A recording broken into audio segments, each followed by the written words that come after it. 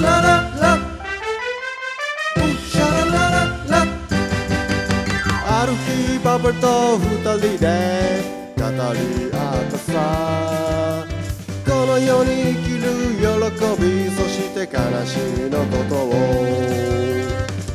グリーングリーン青空には小鳥が歌う。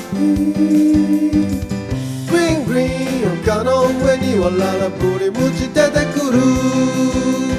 その時パパは言ったさ、僕を胸に抱き、辛く悲しい時にもララブリムチ出てくる。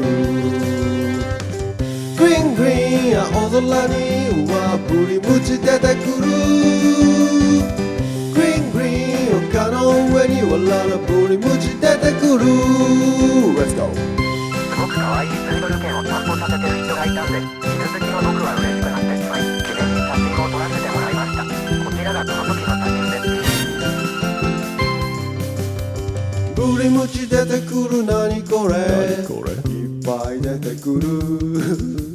ブリムチ出てくる、どうする、やったらいっぱい出てくる。グリーングリーン青空にはブリムチ出てくる。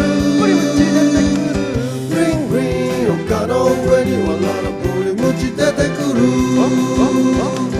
グリーングリーン青空にはブリムチ出てくる。